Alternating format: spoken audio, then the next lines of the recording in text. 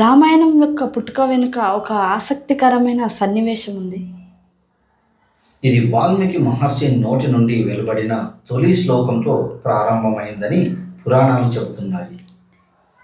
ఏంటి? ఇది వాల్మీకి మహర్షి నోటి నుండి చెప్పు. ఇది వాల్మీకి మహర్షి నోటి నుండి వెలువడిన తొలి శ్లోకంతో ప్రారంభమైందని పురాణ గాథలు చెబుతాయి. ప్రారంభమైందని పురాణాలు చెబుతున్నాయి.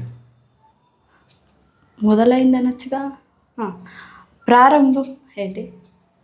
ప్రారంభమైందని పురాణాలు చెబుతున్నాయి. రామాయణం ఎలా మొదలయ్యిందనే దానికి రెండు ఘట్టాలున్నాయి.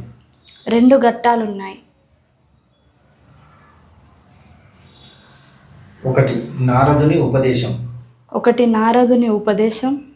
ఇందులో సరిగా చెప్పు, నువ్వు ఎడిటింగ్ వస్తుందా? ఒకటి నారదుని ఉపదేశం. ఇందులో ఒకసారి వాల్మీకి మహర్షి దేవముని అయిన నారదుడిని కలిసి ఒకసారి వాల్మీకి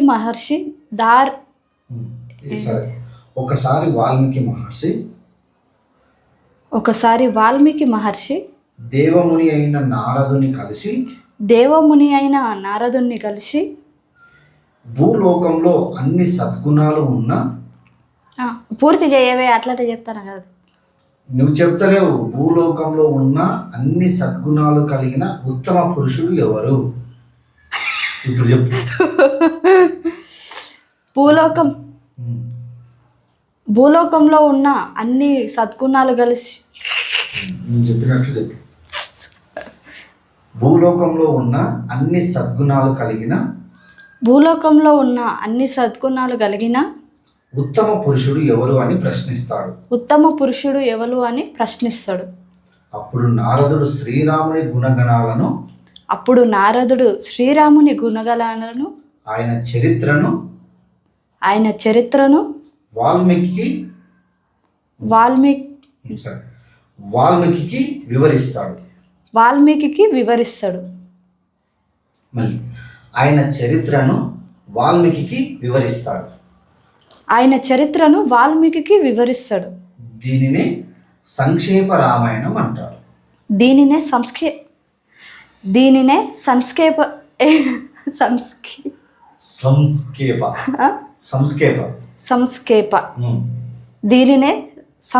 రామాయణం అంటారు. రెండవది క్రౌంచ పక్షుల ఘటన మరియు తొలి శ్లోకం.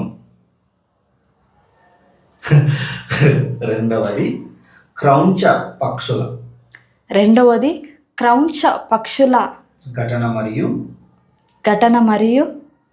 తొలి శ్లోకం అని ఇది మొత్తం చెప్పాలి. చెప్పు నువ్వు. రెండవది క్రౌంచ పక్షుల ఘటన మరియు తొలి శ్లోకం.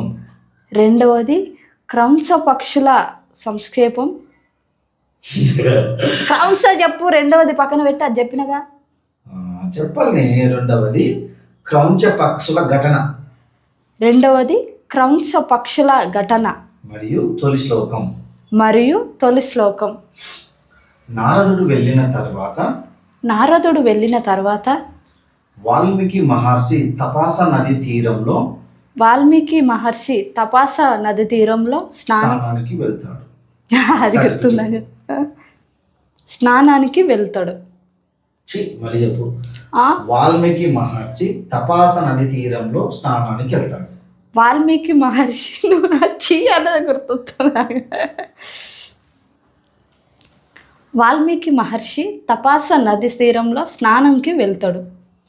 అక్కడ ఒక జంట క్రౌంచ పక్షులు ఎంతో ప్రేమగా ఉండడం చూస్తాడు. ఆ సమయంలో ఒక వేటగాడు బాణంతో మగ పక్షిని కొడతాడు. తన కళ్ళ ముందే భాగస్వామిని కోల్పోయిన దాని తన కళ్ళ ముందే భాగస్వామిని కోల్పోయిన ఆడపక్షి రోదనను చూసి వాల్మీకి మనసు ధృవిస్తుంది. ఆ వేదనలో ఆయన నోటి నుండి ఒక్క నిమిషం.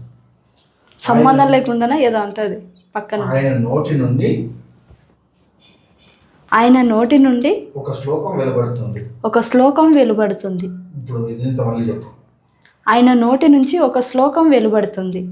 అది వేస్తావు శ్లోకం. దీని అర్థం ఏంటంటే నేను చెప్తా. నాకు శ్లోకం రాదు, అది పైన వేస్తున్నా, దాని భావం నేను కింద చెప్తా. చెప్పన్నా? నాకు ఆ శ్లోకం చెప్పనీకి రావట్లేదు, పైన వేస్తా, దానికి అర్థం మాత్రం నేను చెప్తా.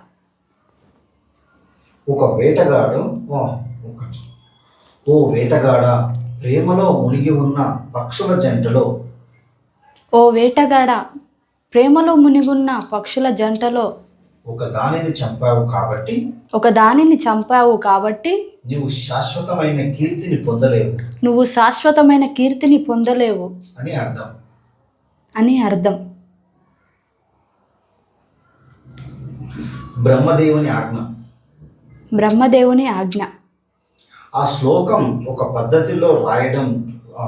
ఆ శ్లోకం ఒక పద్ధతిలో రావడం చూసి వాల్మీకి ఆశ్చర్యపోతాడు.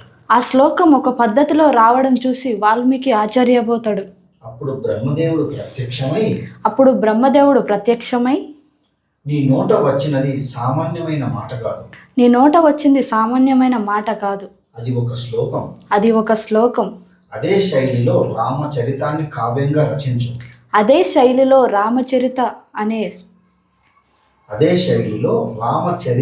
కావ్యంగా రచించు. అదే శైలిలో రామచరితాన్ని కావ్యంగా రచించు అని ఆజ్ఞాపిస్తాడు.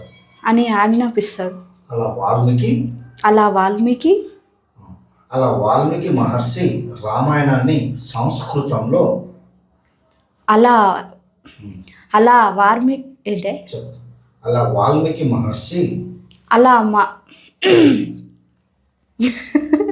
అలా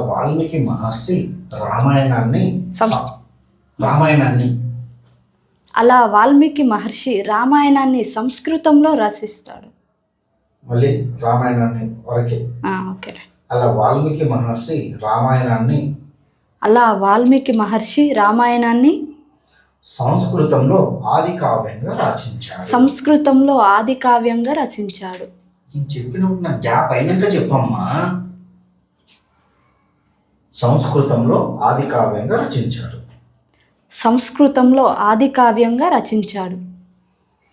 ఇప్పుడు నెక్స్ట్ టాపిక్ ఏందో అట్లా చెప్పి సబ్స్క్రైబ్ చేసుకోండి అని చెప్పి ఫినిష్ చేసి నెక్స్ట్ టాపిక్ అనేది ఇంకో వీడియో చెప్తాది.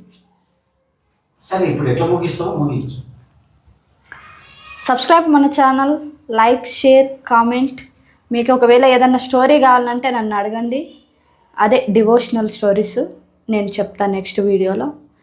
Thank you. సపోర్ట్ చేయండి. టాక్ సిరి.